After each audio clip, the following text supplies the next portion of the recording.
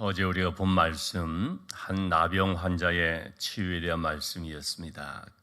그런데 그 나병 환자가 치유를 받고 주님이 엄하게 명령하신 가서 다른 사람한테 말하지 말고 삼가 주위에서 말하지 말고 아무에게도 말하지 말고 제사장에 가서 내 몸을 보이라 했는데 그만이 나병 환자 가서 다 얘기해버리는 바람에 예수님이 곤란해져서 다시는 동네에 드러나게 들어가지 못했다 하는 말씀을 봤습니다. 왜 이렇게 예수님께서 말하지 말라라고 했는가? 그것은 바로 사람들이 예수님을 단순히 병 고치는 분으로만 알 수 있을 것이기 때문입니다. 그래서 예수님께 오는데 그냥 병 고침 받기 위해서만 오는 것이죠. 예수님이 그런 것을 경계하는 것이고 주의를 시키는 것입니다. 예수님은 이 땅에 병 고치기 위해서 오신 분이 아니죠. 병 고치기만 하시는 분이 아니죠. 사실은 예수님의 치유의 사역은 근본적으로 육신의 질병이 아닌 영적인 질병이라고 할 수 있는 죄의 문제를 해결하시는 죄의 병든 영혼들을 고치시는 바로 그것을 위해서 오신 것이죠. 이렇게 예수님께서 근본적인 회복을 시켜주시는 분이다 하는 것을 말씀해 주신 것이 오늘 말씀이 되겠습니다. 한 중풍병자가 있습니다. 4명의 사람들이 이 중풍병자를 데리고 예수님께 왔습니다. 예수님이 계신 곳이 사람들로 온통 가득한, 그래서 예수님께로 왔지만 도저히 들어갈 수 없는 그런 집안이었습니다. 그러자 중풍병자를 데리고 온 사람들이 어떻게 하면 예수님께로 이 친구를 데리고 갈 수 있을까? 예수님께로 가기만 하면 이 친구가 낫겠는데 하는 그런 믿음으로 그 집에 들어갈 길을 찾다가 결국은 예수님이 계신 집에 그 위에 지붕을 뜯어서 중풍병자를 상체로 달아내리는 일이 있게 됐습니다. 지붕을 뜯어서 중풍병자를 달아내릴 때 얼마나 참 황당할 수 있겠습니까? 겉으로 보면 이것은 정말 무례한 일이고 거친 일이고 무모한 것이고 기물을 파괴하는 것이죠. 이런 모습을 볼 때 너무나 놀라기도 하고 또 굉장히 화가 날 수 있는 상황인데, 근데 예수님께서는 그들을 보시면서 화를 내는 것이 아니라 도리어 뭐라고 합니까? 그들의 내면에 있는 믿음을 보셨다는 것입니다. 우리 5절 말씀을 보면 예수께서 그들의 믿음을 보시고, 어떤 외적으로 드러나는 것보다도 그들의 그 내면, 그 마음, 예수님은 사람의 외모가 아니라 중심을 보시는 분이죠. 어떤 마음으로 하고 있는가 하는 걸 보죠. 그 마음을 보셨는데 그 마음에 믿음이 있는 것을 봤죠. 어떤 믿음입니까? 예수님께로 나가면 반드시 낫는다는 믿음입니다. 예수님의 능력에 대한 믿음입니다. 또 예수님께 나가 이렇게 구하면 반드시 들어주신다는 예수님을 인격적으로 신뢰하는 그런 믿음입니다. 또한 이 친구 중풍병자를 사랑하는 또 그런 믿음입니다. 어떻게든지 이 친구를 살리고 싶다 하는 정말 그 사랑하는 마음으로 인한 믿음입니다. 또 절박함이 있는 믿음이라고 할 수 있죠. 이때가 아니면 안 된다. 반드시 살리고 싶다.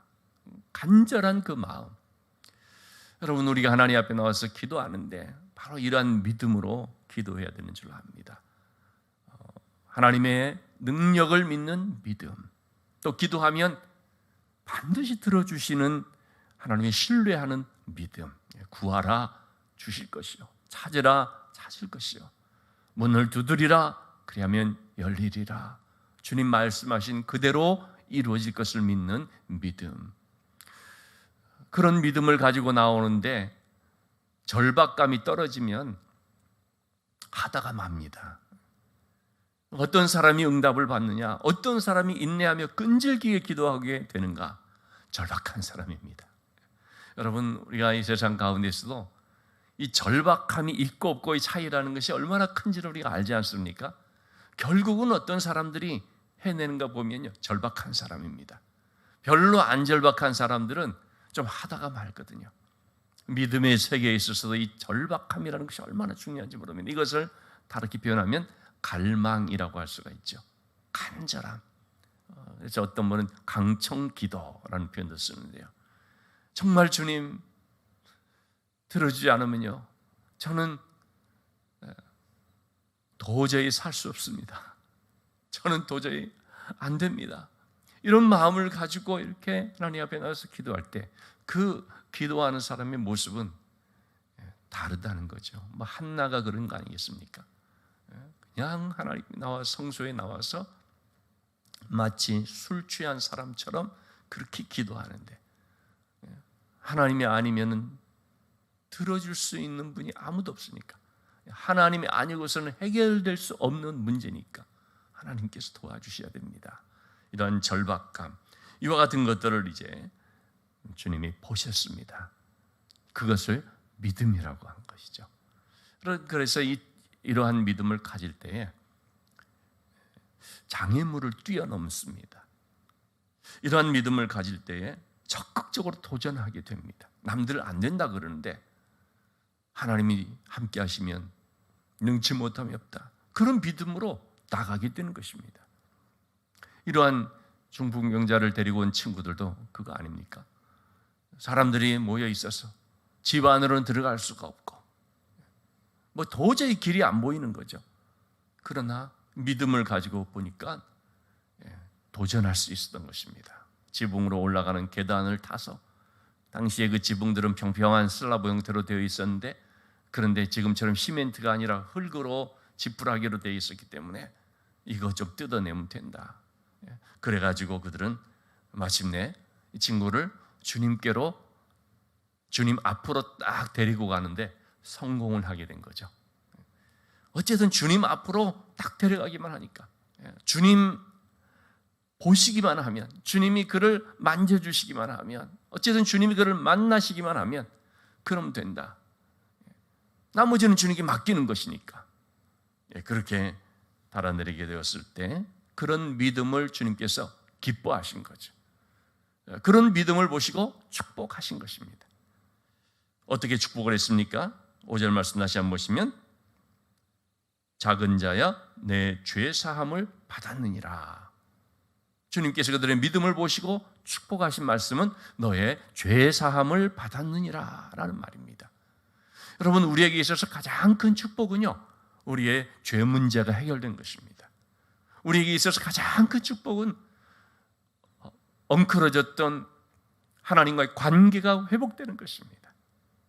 이 관계가 회복되는 것이 얼마나 이게 참 귀한 것인지, 더군다나 하나님과의 관계가 회복되는 것, 인간 관계 속에서 관계가 회복되는 것도 그렇게 기쁘고 정말 은혜로운 일인데, 하물며 하나님과의 관계가 회복된다는 것은,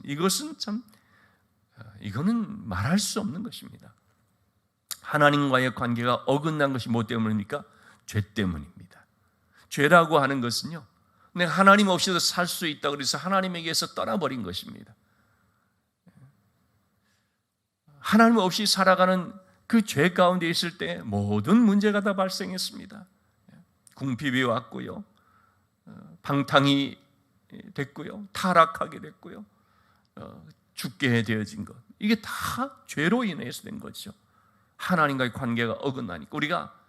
우리 몸 안에 무슨 뼈만 조금 어긋나도 얼마나 아프고 고통스럽고 살지 못하겠다고 하는지 모릅니다. 뭐가 조금만 어긋나도, 부모 자녀 간에도 관계가 조금만 삐걱거려도 어떻습니까? 참 속상한 정도가 아니고 진짜 살 재미가 없지 않습니까? 이 조금 어긋난다라는 것이 이런데, 하나님과의 관계가 완전히 깨져버리고 완전히 빗나가버린, 바로 이것이 죄의 문제거든요. 죄 가운데 있는 인간의 상태거든요.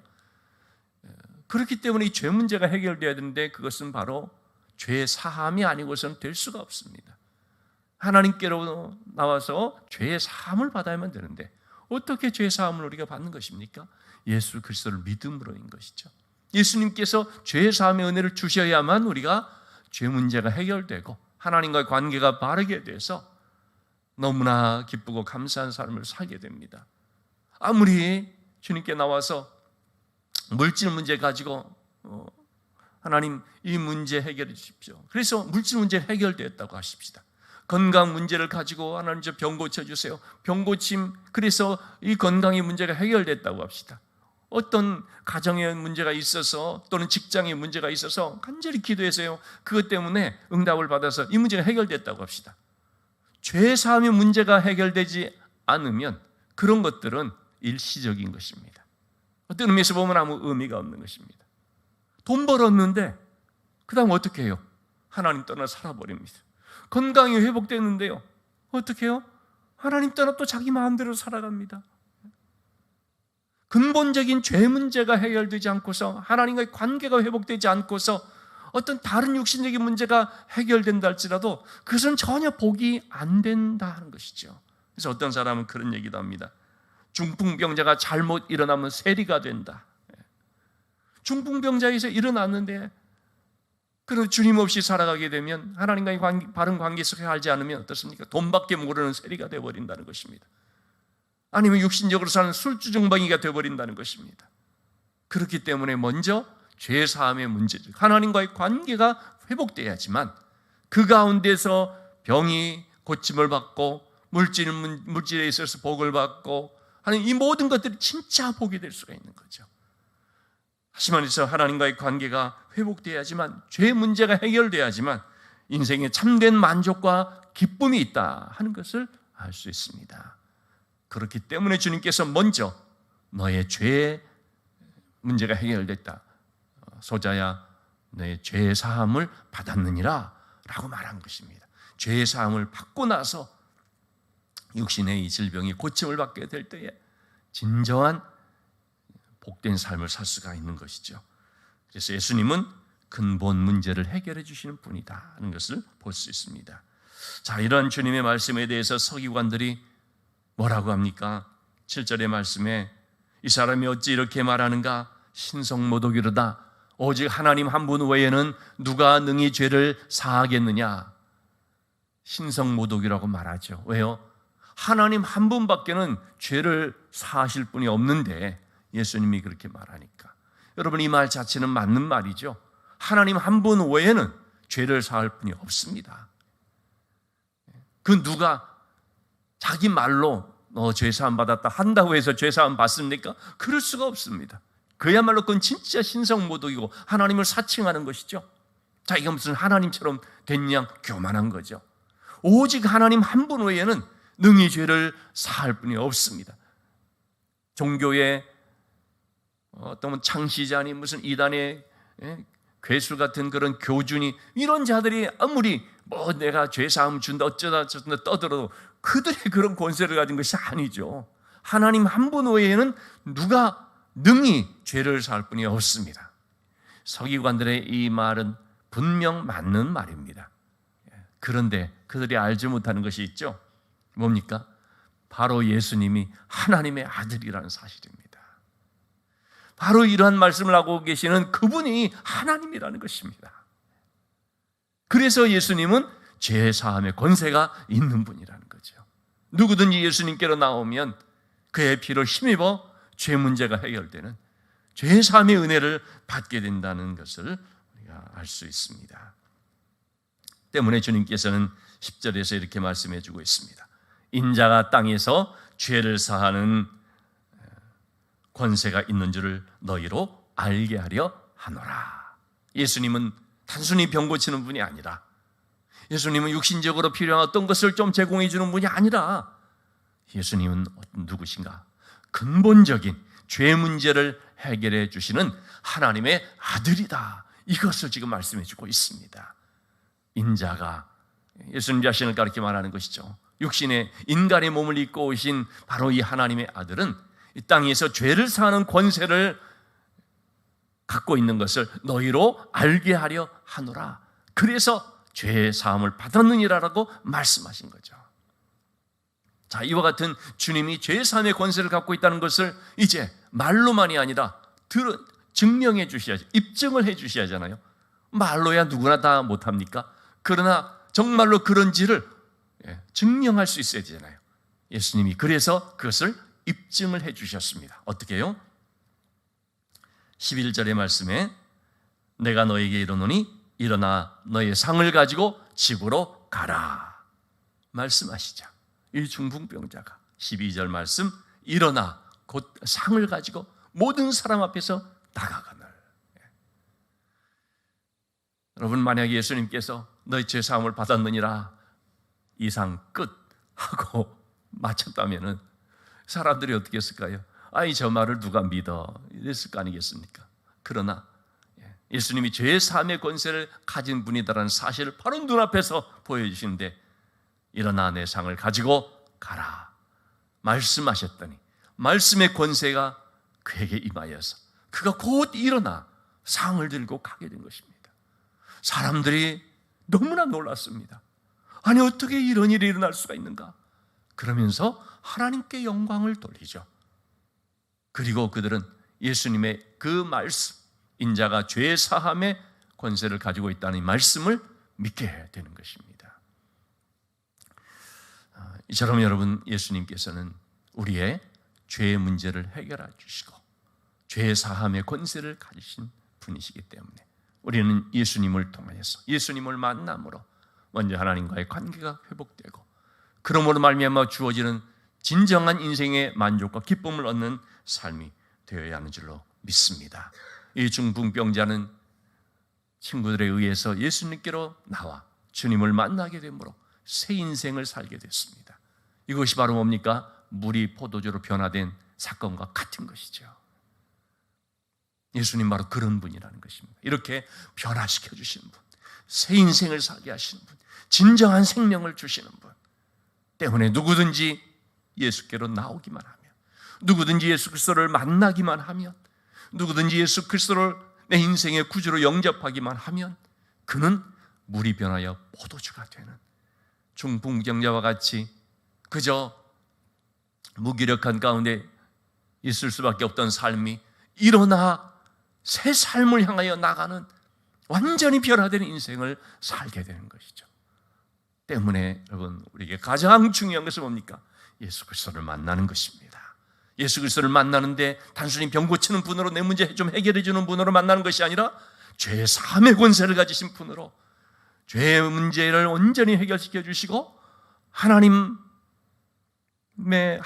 바른 관계 속에서 살 수 있도록 완전히 회복시켜 주시는 분으로 만나는 것, 그것이 중요하죠. 오늘도 우리는 바로 그 주님, 내 인생을 변화시켜 주신 바로 그 주님을 찬양하며 또 주의 말씀을 의지하며 믿음으로 살아야 되겠고, 바로 이 주님을 증거하는 삶이 되어야 하는 줄로 믿습니다.